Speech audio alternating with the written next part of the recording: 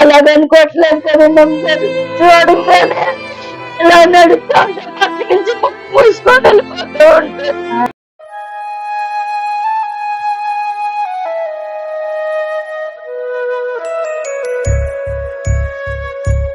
ఎవరన్నా నన్ను చూసి అసహించుకొని వెనక్కి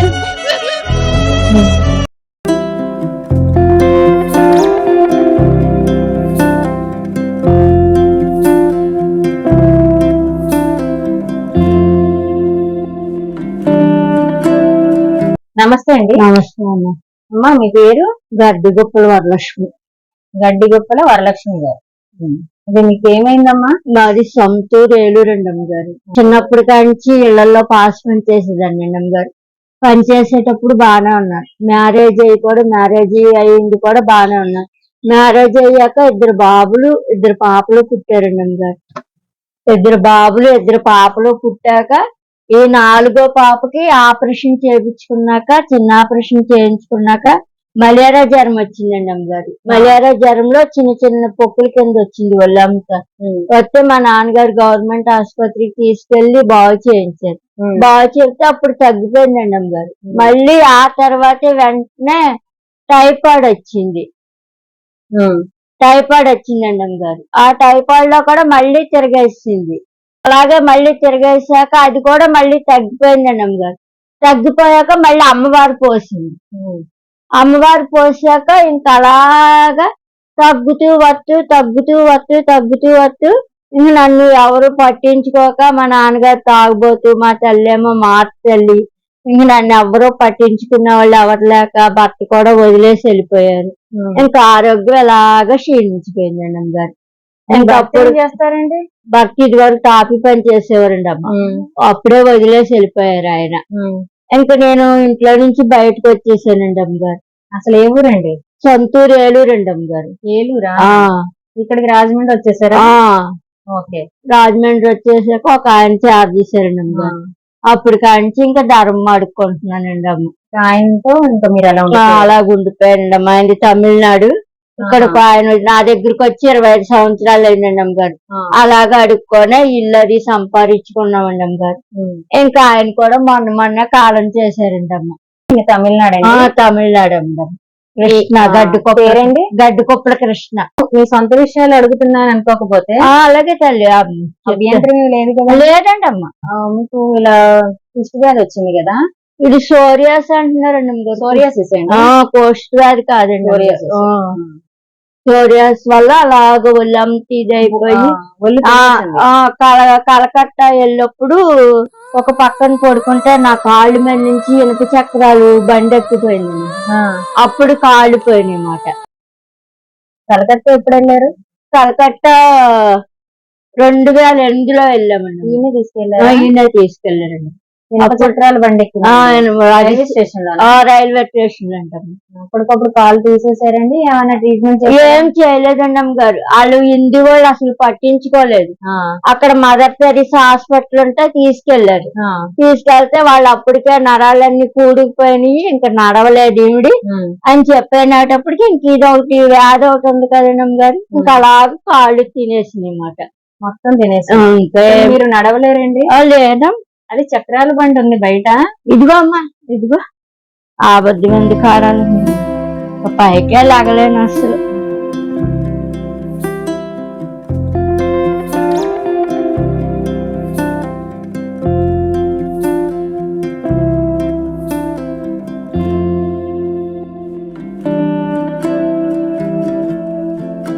ఇలాగ ఉండేదండి ఫస్ట్ శరీరం ఉన్నది.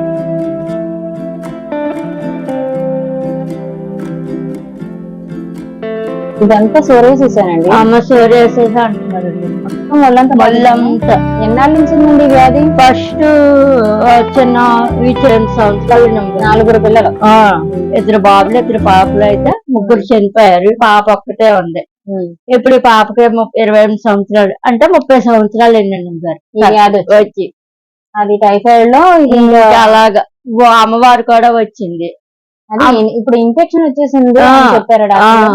ఇన్ఫెక్షన్ వచ్చి ఇలా వచ్చిందండి. అంతే. మరి ఎక్కడ చూపించుకోలేదా మీరు? ఎక్కడమ్మ చాలా గవర్నమెంట్ ఆసుపత్రి, తర్వాత ఆయుర్వేద మందులు, హోమియోపతి అన్ని చూపించి ఇంకా ఎక్కడ వాళ్ళాక వదిలేసానండి. ఇంకా మొన్న స్పందనకి వెళ్ళాను. రాజమండ్రి స్పందనకి వెళ్ళినప్పుడు కలెక్టర్ గారు కలిసారు. కలెక్టర్ గారు కలిస్తే ఏంటి నీ పరిస్థితి ఏంటండి గారు అంటే, ఇలాగ 6,000 జీవ పెన్షన్ వస్తుందండి గారు. మరి నేను ఇంకా వెనకాల నాకు ఏమి చూసుకునే ఆధారం ఏమి లేదు, నా పరిస్థితి అది ఇదండి గారు అంటే, అయితే నువ్వు గవర్నమెంట్ ఆసుపత్రిలో అర్జెంట్ గా జాయిన్ అయిపో, జాయిన్ అయితే అప్పుడు నీకు అన్నాళ్ళు చూస్తారు చెందుతారు అని చెప్పి 2 రోజులు గవర్నమెంట్ ఆసుపత్రిలో ఉంచారండి అమ్మగారు. 2 రోజులు ఉంచి సర్టిఫికెట్ కోసం ఉంచారు.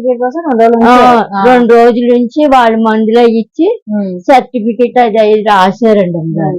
ఇంకా 15,000 పెన్షన్ వచ్చేటట్టు చేస్తాం నీకు, దేవుడు నీ అన్నుంటే ఎంతో మంది నడిచిన వాళ్ళకే వస్తున్నాయి, నీలాడడానికి చెయ్యకపోతే అంటున్నావు. ఇప్పుడు ఒళ్ళంతా చీడ పెట్టేసింది, నీలాంటి వాళ్ళకి 15,000 ఇవ్వడం కరెక్ట్.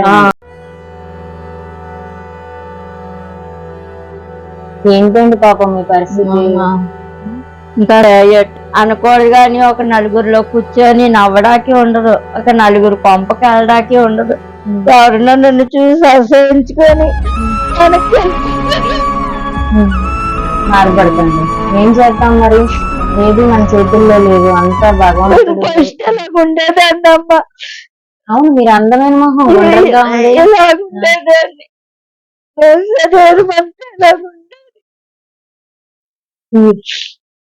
చిన్న మచ్చ వస్తేనే మొహం మీద ఏంటా అని భయపడిపోతున్నాం. అటువంటిది ఇంత అందంగా ఉన్న మనిషి మీరు ఇలా అయిపోవటం శరీరం అంతా బాగానే ఇలాగే ఉండేదాన్ని. మీ మానసికంగా ఇంకా కుంగిపోయారు. బాధపడకండి. 6 అన్నదమ్ములు, 7 అక్క చెల్లి, అందరూ ఎవరికన్నా ఉందండి? ఎవరికి లేరండం గారు. మా వాళ్ళంతా చాలా అందంగా హైట్, మనుషులు కూడా హైట్. మీరు కూడా అందంగా మేము కులం కూడా నాయక బ్రాహ్మణం గారు. మా వాళ్ళలో ఎవ్వరు నాయక బ్రాహ్మణము. మా వాళ్ళందరూ కూడా హైట్ చాలా అందంగా మీకులాగే ఉంటారు. మా చెల్లి అయితే మీరే అచ్చు. మా పాపను కూడా మీరు చూడలేదేమో. మీరు బాగున్నారు, చాలా అందంగా ఉన్నారు. చర్మం తినేసింది, కుష్టి వ్యాధి ఇలాంటివి అనుకుంటున్నారు కానీ మిమ్మల్ని మనసుతో చూస్తే చాలా అందంగా ఉన్నారు. బాధపడకండి. చక్కగా మీ స్మైల్ ఎంత బాగుందో చూసారా, చిరునవ్వు చక్కగా బాగా నవ్వుతున్నారు, రౌండ్ ఫేస్. ఏం వాళ్ళు ఎవరికి లేదండి అమ్మ, అందరూ. అదే ఇప్పుడు నేను అంటుంది బొల్లి గాని లేకపోతే ఈ సోరియాసిస్, కుష్టి వ్యాధి 7 తరాలు అవతలున్నా కూడా ఎవ్వరికీ లేదు. మా నానమ్మ అయితే బ్రాహ్మిన్స్ అంట ఆవిడ. మా తాతయ్య గారు రంగం వెళ్తుంటే ఆయనకి అడవిలో దొరికిందంటండి అమ్మగారు మా నానమ్మ. ఆవిడ బ్రాహ్మిన్స్ అని పేపర్ మీద రాసి, ఈవిడ బ్రాహ్మిన్స్ పేరు మీరు మాలచ్చమ్మ అని పేరు పెట్టండి అని చెప్పారంట. మా ఆవిడకి 7 అన్నదమ్ములు, 7 అడవిలో వదిలేసారు. ఆ పాపను వదిలేస్తే కన్ను పొడిచిందంట అమ్మగారు. కాకి కన్ను పొడిసేసిందంట.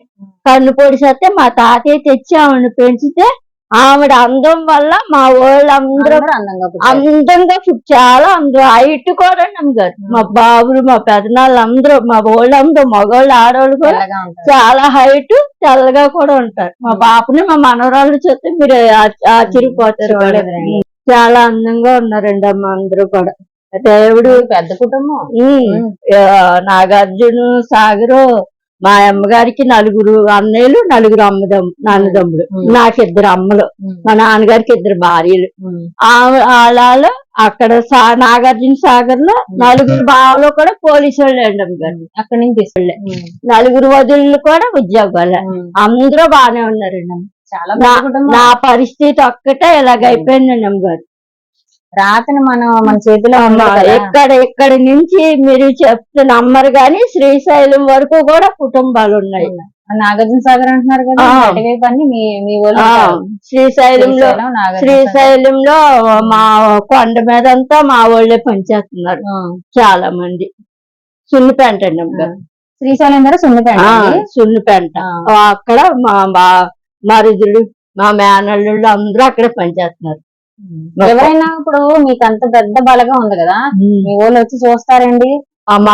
మా చెల్లి, మా తమ్ముడు, మా ఇంకొక పక్కన ఉన్న వాళ్ళు వస్తారు గాని ఇంకా పెద్ద పెద్ద వాళ్ళు ఎవరు పట్టించుకోరు అంతగా. చేతిలో ఏమైనా పెడతారండి? ఎవ్వరు పెట్టరండి అమ్మగారు. నేనే ఇంకా దయ ఉంటే నా చేతిలో వాళ్ళకి ఎవరుతాను గాని నేను ఎవరి దగ్గర చాలా మంచి మనిషి. నేను ఎవరి దగ్గర తీసుకోరండి అమ్మగారు. మీరు నమ్మితే నమ్మండి, ఈ రోజు నా ఇంట్లో ఒక కూర లేకపోయినా నువ్వు ఒక కూడేయనమ్మ నేను అడుక్కొని తింటాను, అంతేగాని ఇక్కడ వాళ్ళు కూడా ఎవరిని కూడా మీతో మాట్లాడతారండి? మాట్లాడతారమ్మా. అంటే అసహించుకుంటారు కానీ నేను ఫస్ట్ అంటున్నాను బాధపడదు. ఫస్ట్ ఇక్కడికి వచ్చినప్పుడు అక్కడ ఎదర చిన్న పాకలో ఉండేవాళ్ళన్నమాట. మేము ఇంటికి అద్దె లేకుండా డబ్బులు కొద్దే లేకుండా పాకలో ఉండేవాళ్ళం. ఇంకప్పుడు కొంచెం బాగా చూసేవారు. ఇప్పుడు ఇంక ఇల్లు అది వచ్చాక వాళ్ళకి స్వార్థాలు పెరిగిపోయాయి అన్నమాట. గవర్నమెంట్ ఇచ్చిన ఇల్లు? లేదమ్మా, నేను నా కష్టార్థం కొనుక్కున్నాను. ఎలా కొనుక్కున్నారు? రూపాయి అడుక్కొని పోగేసుకొని పొద్దున్నే వెళ్తారా? పొద్దున్నే ఈయన ఉన్నప్పుడు అన్ని దేశాలు తిప్పేవారు. అన్ని దేశాలు నేను కలకట్టాలకు ముందు నడిచేదాన్ని. ఇంకా కలకట్టాలో కాళ్ళు ఇప్పుడు పోయినాయో జైపూర్ లో బండి తెచ్చుకున్నాము. తెచ్చుకున్నామండి అమ్మగారు. ఆ జైపూర్ బండి ఎవరైనా ఇచ్చారండి? జైపూర్ లో ఇచ్చారమ్మా. ఫస్ట్ ఆసుపత్రిలో అక్కడ హిందీ ఆసుపత్రి జైపూర్ లో, అక్కడ ఫస్ట్ ఇచ్చారు. రామగిరి వెంకటేశ్వరరావు గారని ప్రతిదీ నాకు ఇప్పుడు ఆయన సాయం చేస్తున్నారమ్మా. ఫస్ట్ బండి లేనప్పుడు బండి ఆయన ఇప్పించారు. తర్వాత ఏమో ఇప్పుడు నాకు పెన్షన్ రాలేదు. ఫస్ట్ పెద్ద ఆసుపత్రికి, ధర్నాకి, కోర్టుకి, కలెక్టర్ ఆఫీస్ కి అన్నిటికీ తీసుకెళ్లి పెన్షన్ ఇప్పించారండి అమ్మగారు.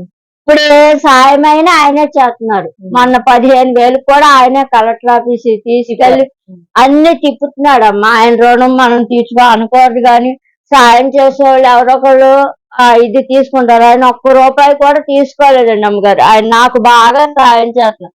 అలాంటి వాళ్ళు ఎప్పుడు కూడా మనం మర్చిపోకూడదండి అమ్మగారు. మనకు ఒకరు సాయం చేశారంటే పక్కన మెదులుసుకోవాలి ఎవరమైనా సరే. ఇదేంటండి మేలు చేసిన వాళ్ళకి కీడు చేస్తున్నారు కదా, మరి సాయం అంటారేంటి? అది ఎవరికోనండి అమ్మగారు. నా జీవితంలో అయితే నేను సాయం చేసిన వాళ్ళు ఎప్పుడు కూడా ఎవరిని మర్చిపోనండి. ఇప్పుడు ఈయన ఎన్ని సంవత్సరాలు 15 సంవత్సరాలు అయిందండి అమ్మగారు. నన్ను అయితే ఎవ్వరూ పట్టించుకోలేదు, అందరూ వదిలేశారు. ఫస్ట్ బండి ఇప్పించి నీకు పెన్షన్ అది రావట్లేదు కదమ్మా నేను చేస్తానని చేశాడు. ఇప్పుడు దేనికైనా ఇలా పిలవంగానే వస్తారండి అమ్మగారు. పన్నోడికే దెబ్బ విలువ తెలుస్తుందండి. పైనోడు ఏం చెప్తాడంటే వాడికి ఇలా మేలు తెలీదు, మంచి తెలీదు, పైగా ఉపకారికి అపకారం చేస్తారు. అలాగా చాలా మంది అసలు నన్ను ఎవ్వరూ పట్టించుకోలేదండి అమ్మగారు. బాగోలేదండి, నన్ను అందరూ వదిలేశారు. అందరూ వదిలేసినా చివరాఖరి నా కూతురు నాకు దారి అయిందంటే. ఇప్పుడు మీ చిన్న కూతురు అయ్యమ్మా? లాస్ట్ చిన్న కూతురు భర్త ఏం చేస్తారు? తమ్ముడేనండి అమ్మగారు. తమ్ముడికి ఇచ్చారా? సొంత తమ్ముడా? లేదమ్మా, వదిలేశాడు. ఎందుకని? బాబాయ్ నాకు ఒంట్లో బాగాలేదని చెప్పి. ఇందాక అన్నాను కదా మీ సొంత విషయాలు అడుగుతున్నాను. లేదండి అమ్మా, మీలాంటి వాళ్ళకి చెప్పకపోతే ఇంకా ఎవరికి చెప్తే చెప్పాలి. ఫస్ట్ మేము ఎలా బతికామో ఏంటో అన్ని తెలియాలి కదండి అమ్మగారు. ఉన్నారు కదా, ఆయన పేరేంటండి? గడ్డికొప్పుల కృష్ణమ్మ. ఆయన తమిళియన్సా? మధురై అండి అమ్మగారు. తమిళ. అయితే ఇప్పుడు ఆయన మిమ్మల్ని చారదీశారని చెప్తున్నారు కదా, మీరు ఈ వ్యాధితో బాధపడుతున్నప్పుడు ఆయనకి వేరేలా అనిపించలేదా? లేదనిపించలేదమ్మా. ఫస్ట్ నేను బాగా నడిచి గట్ట బాగున్నాను కదా, కొంచెం అప్పుడు బానే ఉన్నాను నేను. అప్పుడు ఈ పక్కన అతను మీ తమ్ముడా? ఈయనేమో కృష్ణ గారు. అందంగా ఉన్నారు. ఇప్పటికైనా అదే కళ పోలేదండి మీ ఫేస్ లో, కళ ఉంది. కానీ ఇది వ్యాధి వల్ల మీకు అలా అనిపిస్తుంది. బాధపడద్దు. అధైర్యం పొందామంటే బతకలేమండి. ధైర్యంగా లాక్కొస్తున్నారు. అలా లాక్కొచ్చినా కూడా ఏదో మాట అంటే మనసు చివుకుపోతుందండి అమ్మగారు. గబాలు ఏదన్నా మాట అన్నాను చివుకుపోతుంది. దేనికి ఇది అలా నేనేమన్నా కావాలని తెచ్చుకున్నానా? నేను దేవుడు ఇచ్చిన అందంతో పుట్టాను. మరి దేవుడు నన్ను నేనే పాపం చేశాను ఇలాగో నాకు చేశాడు. అని చెప్పి ఒక్కోసారి చనిపోవాలన్న ఇదిలో కూడా చనిపోయేదాన్ని ఆయన బతికిచ్చాడండి అమ్మగారు. కృష్ణకి వెళ్ళిపోయారు విజయవాడ, మా ఏలూరు పక్కన విజయవాడ దసరాకి వెళ్ళిపోయారు. ఇంక చనిపోదాం, ఇంకెవరు నాకు దారి లేరు అని చెప్పి మా పిల్లని మా అమ్మగారు వాళ్ళ దగ్గర వదిలేసి ఇంకా వేస్ట్ బతికని చెప్పి చనిపోవడానికి వెళ్ళినప్పుడే ఈయన చార్ తీసాడండి అమ్మగారు. మీ ఆయన గారు వ్యాధి వచ్చిందని తెలియగానే వదిలేశారు. వదిలేసారండి. ఆయన చిలకలూరుపేట అత్తగారాలు కూడా ఎవరో రారా? ఎవ్వరు లేరండి. ఇంకా ఆయనకి అనేబాడలేదు ఇప్పటికి. ఇలాగ వచ్చిందని చెప్పి ఆయన వదిలేసి పెళ్లి చేసుకున్నారా? వెళ్ళిపోయారు. మా నాన్నగారు రైల్వేరు దాంట్లో చనిపోయారండి. ఇంకా రైలు గురించి చనిపోయారు మా నాన్న. అమ్మ ఏం చేస్తారండి మరి? అదేనమ్మా మామూలుగా షాప్ లో పని చేసుకుంటున్నాం. ఆవిడకి 2 ఆడపిల్లలు ఉన్నారు కదా, మరి పోషించుకో. ఏమైనా మీ పనులు మీరు చేసుకుంటారండి? చేసుకుంటాను. అధైర్యపడకండి, అంతా భగవంతుడే అని. ఇంకా మనం కావాలని తెచ్చుకుంటే కాదు కదా ఇది. ఈ కాలు మొత్తం తినేసిందండి, చేతులు తినేసి మొత్తం చేతులు తినేసినాయండి. ఈ కాలు కూడా అసలు కొద్ది ఏ మందులు పనిచేయలేదండి. ఏ మందులు ఒకసారి ఏ మందులు పనిచేయలేదు. ఇప్పుడు ఎక్కడికన్నా ప్రైవేట్ ఆసుపత్రిలో చూపించుకోవాలంటే 1000 అడుగుతున్నారు. అసలు ఎక్కడ వెళ్ళానండి అమ్మగారు. మీరు సోరియాసిస్ అని క్లియర్ గా చెప్పారా? చెప్పారండి అమ్మగారు. సో మా అన్న పొట్టులో రాలుతుందండి, ఇలా గోపితే రాలిపోద్దండి, దురదదే వేస్తుందండి. వేస్తుందండి. బాగా ఎండలో తిరిగొస్తే బాగా ఉంటుంది, మామూలుగా అయితే ఉండదు. ఆయింట్మెంట్ లో తెచ్చుకుంటారా? ఇదిగోండి అమ్మగారు, ఇది 30 రూపాయలు. ఏదన్నా కురుపు సీమ్ పొక్కు లాగా వచ్చినా ఏదన్నా బాధ వచ్చినా ఇది తెచ్చుకొని రాసుకుంటాం అంతే. ఒక దురద బిళ్ళలు తెచ్చుకో. మరి ఇప్పుడు గవర్నమెంట్ హాస్పిటల్ లో టాబ్లెట్స్ ఫ్రీగా ఇస్తారు కదా, గవర్నమెంట్ హాస్పిటల్ తెచ్చు. మొన్న వెళ్ళాను, ఏదో నలుగురిలో బయటకు వెళ్తే నలుగురు మొక్కమన్నా చూస్తామని చెప్పి ఇలా కోట్లంగాలపేట, ఇలా ఇక్కడ లోతనగిరి చర్చికి అలాగ వెళ్తానండి అమ్మగారు. వారానికి 2 రోజులు 3 రోజులు వెళ్ళి తిరిగి వచ్చాను. మధ్యాహ్నానికల్లా వచ్చేస్తాను. పొద్దున్నే ఏ టైంకి వెళ్తారు? 6ంటికి వెళ్తానమ్మా. రోజుకి ఎంత వస్తుందండి? దేవుడు నా ఎందుంటే 200 రావచ్చు, 150 రావచ్చు, లేదు అంటే ఆ రోజు 100 రూపాయలు రావచ్చు. పరిస్థితి బాగాలేదని సాయం చేస్తారండి. అంటే ఎవరో దేవుడు దయ చూస్తే ఏడాది వెళ్తా ఉంటే ఏ బాబన్నా చూస్తే 100 రూపాయలు చేతిలో పెడతారు అంతే అండి. ఇంకెవరు? మీకు పెన్షన్ ఎంత వస్తుందండి? 6000 వస్తుందమ్మా. 6000 వస్తుంది. అదే అండి ఇవ్వట్లేదు. నాన్న చనిపోయిన కాడి నుంచి నా ఫింగర్ పడతలేదని రేషన్ ఇవ్వడం మనిషి. అయ్యో, నానున్నంత సేపు మీకు ఇలా బాధపడుతున్న వాళ్ళకి ఇవ్వకపోతే ఎవరికి ఇస్తారు? ఏమోనండి నాన్న చనిపోయి అప్పుడే 3 సంవత్సరాలు అయిపోయింది. ఆ 3 సంవత్సరాల నుంచి ఫింగర్ పడతలేదని చెప్పి రేషన్ ఇవ్వడం మనిషి. అది ఎంతో మందికి చెప్పాను, మన స్పందనలో కూడా చెప్పాను. ఇలా రేషన్ అది ఇవ్వట్లేదండి అమ్మగారు అంటే అప్పుడు మొన్న 2 నెలలు ఇచ్చారంటే 5 కేజీలు, మళ్ళీ ఎంత ఇవ్వలేదండి అమ్మ. 35 బాగుంది, అన్ని బాగున్న వాళ్ళు కూడా 35 కేజీలు రేషన్. బాగున్న వాళ్ళకి 35 కేజీలు.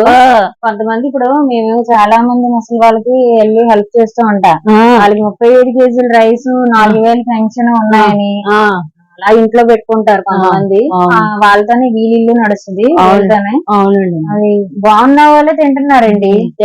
మీకు ఇవ్వాలి. నా ఆరోగ్యం ఒకటి బాగాలేదు, ఇంకెవరి దగ్గరికి వెళ్ళానని ఆశ్రయించుకుంటారని చెప్పి ఇంకా ఎక్కడికి వెళ్తలేదండి అమ్మగారు. ఇంకా రూపాయి అడుక్కోవడం ఇంకా ఆ ఆరోగ్యానికన్నా బాగు చేయడం. ఆ పక్కన వాళ్ళందరూ అంటారు, ఎందుకు వెళ్తావు, నువ్వు పిల్లలు ఉన్నది కదా చూస్తారని. పిల్లలుంటే మాత్రం ఆవిడ బతుకుతుంది, భర్త సరిలేడు, ఏం చేస్తాము, ఎవరి మాటలన్నా పట్టించుకోకూడదు, దేవుడు అనేవాడు ఉన్నాడని చెప్పి ఇంకా అలాగే వెళ్తున్నానండి. సమాజం మాట్లాడండి, చేదరించుకోవటం, తర్వాత అసహించుకోవటం, తోటివాడు బాధ అర్థం కాదండి.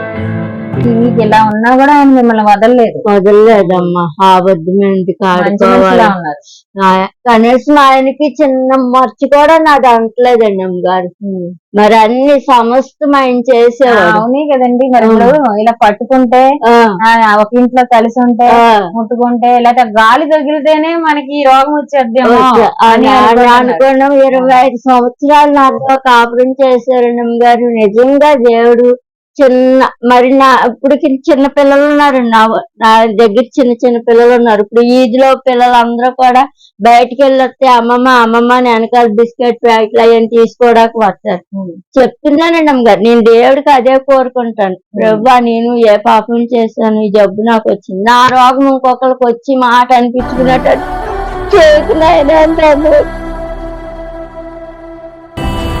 చూడండి. బాధపడకూడదు. ఏం అవ్వదు. ఇది ముట్టుకుంటాను లేకపోతే గాలి తగులుతాను ఏమి రాదండి. అదంతా ఎందుకు వచ్చిందో అన్నది ఆ దేవుడికే తెలియాలి. బాధపడతాను. ఏం చేద్దాం అంటే ఇంకా మన చేతుల్లో లేదు. కానీ మీరు ఇలా బాధపడుతూ ఉంటే కుంగిపోతారు. ధైర్యంగా ఉండాలా. మీ పిల్లలకి మీదేమి ముసలి వయసు కాదుగా, అంటే పెద్ద వయసు కాదు, ఇంకా నడి వయసే. మీ పిల్లలకి ఎవరు లేరుగా, భర్త వదిలేసాడు. వాళ్ళకి అండగా ఉండాలి కదా. మీరు ధైర్యం చెప్పుకుంటూ, పెద్దవాళ్ళు ఉంటే ఏదో ధైర్యం చెప్తూ ముందు తీసుకెళ్తారు. లేకపోతే పిల్లలకి సరైన సలహాలు ఇచ్చే వాళ్ళు లేక వాళ్ళ జీవితాలు పాడైపోతాయి. మళ్ళీ ఇంకా మనవరాళ్ళు ఉన్నారు, మనవాళ్ళు ఉన్నారు, బాధపడతారు. కొంతమంది అలా అనుకోవట్లేదు కదండి. ఇలా నడుస్తూ పక్క నుంచి మూసుకొని వెళ్ళిపోతూ ఉంటారు. గాలి తగిలేసేసి ఆడ ముక్కులోకి వెళ్ళిపోద్ది. బాధపడకండి. అందరం అదే మనిషి బతుకు. మా కుటుంబంలో అయితే ఎవ్వరికి అనారోగ్యం లేదండి అమ్మగారు. మా వాళ్ళు బాగున్నాను సేపు కూడా నేను కష్టపడి పనిచేసిన వాళ్ళే గాని కూర్చొని తిన్న వాళ్ళు అయితే ఎవ్వరూ లేరండి అమ్మగారు. మేము మంగళవాళ్ళం కదా, ఎవరు పిలిచినా మా వాళ్ళు వెళ్ళిపోయేవారు. అందరం భగవంతుడు పుట్టిన వాళ్ళమే. అదే బతుకు. అందరం చనిపోవాల్సిన వాళ్ళమే. ఈ మధ్యలోనే ఈ పిక్కలాటాలు, ఈ కొట్టుకోటాలు, ఈర్షాద్వేషాలు. అది అర్థం కాకే ఈ సమాజం ఇలా అయిపోతుంది. మనిషికి మనిషి ప్రేమ చచ్చిపోతుంది. ఎవరికి సహాయం లభించట్లేదు. ఇవి అన్ని ఉన్నప్పుడు కాదండి, ఏమీ లేనప్పుడు మనిషి అండగా నిలబడాలి. అది తెలియకే ఇవంతా అసమానం తల్లం నీళ్ళు పెట్టుకుంటున్నారు. ఏడవకండి. ఫోన్ చేశారా? ఇప్పుడు చేశానండి. ఏమంటారు మీ అమ్మాయి? మీరే వంట చేస్తారా? మీ అమ్మాయి చేస్తాను. ఏమండి పెట్టారు? పొద్దున్న పప్పు టమాటో అండి, పిల్లలకి క్యారేజీ కట్టింది. దొండకాయ ఎప్పుడు చేసింది. నేనైతే బయటకు వెళ్ళాను కదా, బయట అక్కడ భోజనాలు పెడుతుంటే తినేసి వచ్చాను. వినాయకుడి భోజనాలు మన ఊర్లో ఎక్కడ పడతాడు అక్కడ తినేసి వచ్చాను. మనకి పండుగ పొద్దున్న కాళ్ళబేద గుడికి వెళ్ళాను. అక్కడ 150 రూపాయలు వచ్చింది. ఇంకొత్త భోజనం చేసి ఇంకెలాగ వచ్చి చక్కగా నవ్వు. వరలక్ష్మి గారండి, చూసారా ఎంత ధైర్యంగా మాట్లాడుతున్నారు. తర్వాత అందంగా ఉన్నారు. ఆవిడకి అనుకోకుండా ఇలా చర్మ వ్యాధి రావటం వలన ఇది సోరియాసిస్ ముదిరిపోయి మొత్తం ఇలా కుష్టి వ్యాధి లాగా వచ్చి కాళ్ళన్నీ తినేసినాయి. ఇది ఏంటంటే ఏదో మేము వచ్చి పెద్ద సహాయం చేసేసామని కాదండి, చిన్న సహాయం అని కాదు, మనసు విప్పి మాట్లాడదామని అయితే వచ్చాను. అంటే మనిషికి మనిషి సహాయం అన్నట్టు మనం కష్టం కాసేపు పంచుకుందాం. మనిషికి మనిషి తోడు టైం స్పెండ్ చేస్తే వాళ్ళకి కూడా ఎలా ఉంటదంటే, మన వాళ్ళు వచ్చారు, నన్ను చూటాకు వచ్చారని ఆవిడ కష్టం చెప్పుకుంటారు. నేను చెప్పాల్సింది నేను చెప్పుకుంటాను. పరిస్థితి ఇలా ఉంది, మరి ఎవరైనా సహాయం చేయాలనుకుంటే ప్లీజ్ ఆవిడకి ఎంతో కొంత మీరు సహాయం చేయండి. చేస్తే ఆవిడకి ఉపయోగపడతాయి. నేను అందజేస్తాను, నాది బాధ్యత. అసలు మొత్తానికి శరీరం తినేసింది, క్షీణించిపోయింది. అది చర్మరోగం, ఇది అంటు రోగం అయితే కాదండి. ఇలా ఆపదలు అంటే కష్టాల్లో మంచిగా ఉన్నప్పుడు అందరూ ఉంటారు చుట్టూ. ఇలాగా మానసిక స్థైర్యం కోల్పోయినప్పుడే మనం అంటూ ఉండాలి, ఒక మాట మాట్లాడాలి, చేస్తే చిన్న సహాయం చేయాలి, మనం ఉన్న ధైర్యం కల్పించాలి. అంత ముందు గొడవైనా ఇంకోటి బయట ఉన్నా కూడా నువ్వు వెళ్ళిపోతే మమ్మల్ని ఎవరు చూస్తారని తీసుకొచ్చేసుకుంది. నువ్వు నేనే ఎవరున్నారండి ఆ. కన్న తల్లిదండ్రులు పిల్లలే కదా అమ్మ బాధ్యత. చూస్తుందమ్మా. పర్వాలేదు బాగున్న వాళ్ళని తీసుకెళ్లి అనాథాశ్రమం వదిలేస్తున్నారు. ఆ. మిమ్మల్ని మీ ఇంట్లో పెట్టుకొని చూస్తుందంటే పిల్ల చాలా మంచి చూస్తుందండి అమ్మా. అబద్ధం విలువలు ఎందుకు? తెలిసిందే మీ అమ్మాయి. అమ్మ చూస్తుంది. తను రూపాయి తను తెచ్చుకున్నా, నా రూపాయి ఏదో చేసినా పిల్లలు ఉన్నారు కదమ్మా. ఎవ్వరేమనుకున్నా దేవుడే ఉన్నాడు. ఇప్పుడు మన బతుకులు మనం బతుకుతున్నా, నీట్ గా బతుకుతున్నా, అది తప్పుడు పని చేస్తే బతుకుతున్నారని జనాలు అనుకుంటారు. అవునండి. ఇప్పుడు ఆడదాన్ని మరీ అంటారు. ఎలా అంటే ఒక పై స్థాయికి వస్తున్నా కొద్దీ మనం ఎంత నీట్ గా బతికినా తప్పు పని చేసింది తప్పుడు పని చేసిపోతే దీని దగ్గర ఎన్ని డబ్బులు ఎందుకన్ని చదువులు చదువుతున్నారు, లేకపోతే ఇంత మంచి గుడ్డ కడుతున్నారు. డిగ్రీ చదువుకుందండి అమ్మగారు పాప. మీరెంత నీట్ గా బతికినా అండి సమాజం అంట కట్టాల్సింది ఆ బిరుదు ఇస్తూనే ఉంటది. మారదు సమాజం. అదే అంటది అమ్మా. నేను నా పొట్ట తెప్పలకి నా పిల్లల కోసం నేను వెళ్తున్నాను. ఎంతమంది ఏమనుకున్నా అనుకోని దేవుడే ఉన్నాడు. ఇప్పుడు ఈ రోజు మనం ఇంట్లో ఉన్నాము, లెగలేకపోయాము, ఇదిగోండి 10 రూపాయలు తీసుకోమని ఎవ్వరు దేవుడే ఉన్నాడమ్మా. ఎవరికి బాధపడొద్దు, ఎవరికి ఇది అవ్వద్దు. నీకు నీ యొక్క అనారోగ్యం మాకైతే వచ్చేసి మాకైతే అంటుకోదు.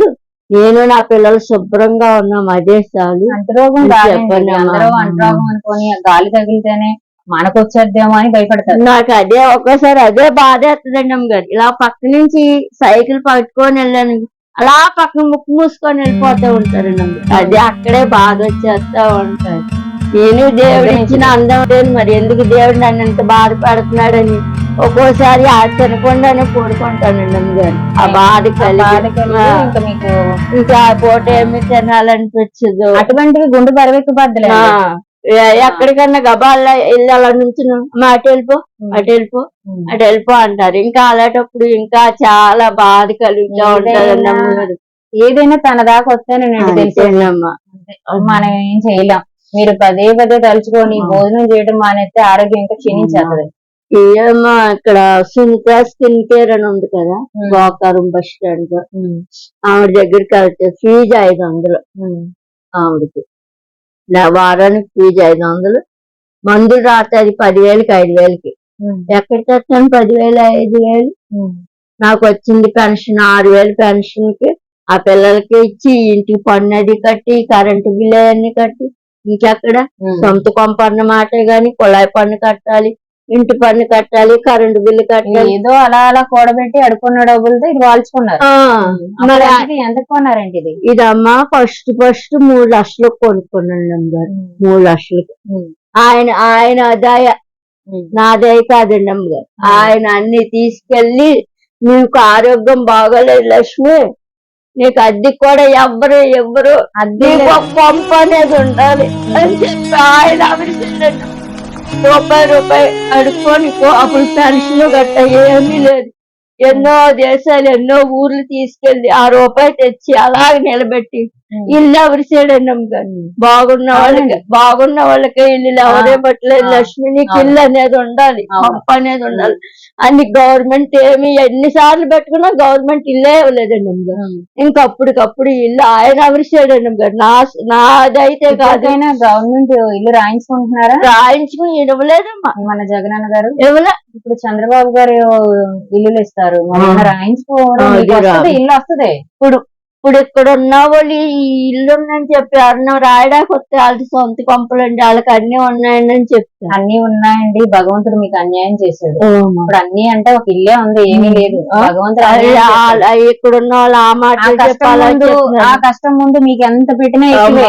భగవంతుడు అన్యాయం చేస్తాడు. ఆల్రెడీ తీసుకొచ్చాను. అలాగే 10 కేజీలు. అలాగే మీ అమ్మాయితో వండించుకుంటాను.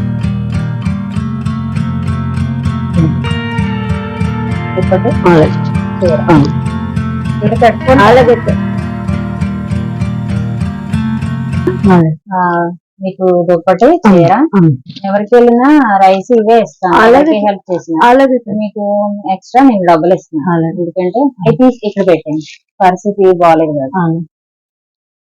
డబ్బులు ఇస్తున్నాను, మేము మందులైనా తెచ్చుకోండి. ఆయింట్మెంట్ లో అవి మీకు టాబ్లెట్స్ అవి చాలా తెచ్చుకోండి. ఇక్కడ నాకు ఒక అమ్మగారు నా కష్టం చూసి నన్ను చూసి చాలా నన్ను ఎవ్వరు కూడా అసహించకుండా ఆ అమ్మగారు నన్ను అసహించుకోకుండా నాకు హెల్ప్ చేయడానికి నా ఆరోగ్యం అది బాగోలేదని చెప్పి మందులే కొనుక్కోమని నాకు అమ్మగారు డబ్బులు ఇచ్చారు. ఆవిడ కుటుంబం అందరూ కూడా చల్లగా ఉండాలి. ఎప్పుడు చేసిన మేలు ఎవ్వరు కూడా మర్చిపోకూడదు. ఎవరైనా మనకి సాయం చేశారంటే ఓ పక్కన ఉంచుకోవాలి. ఈ రోజు తిన్నాం కదా, ఆ రోజు మర్చిపోకూడదు. ఎవరైనా కూడా గుర్తు పెట్టుకోండి. సుఖంగా ఆరోగ్యంగా ఉండాలి. అదే కోరుకుంటున్నారు. డబ్బులు అంటే బాధపడకుండా మీరు నేను ఏడిపించడానికి వచ్చానా నా అనుకుంటారు. తప్పలేదు.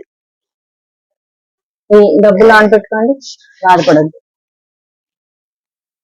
మీరు అన్నట్టు మీ దీవెనలు వచ్చినాయి చాలా నాకు. దేవుడు చల్లగా చూడాలి.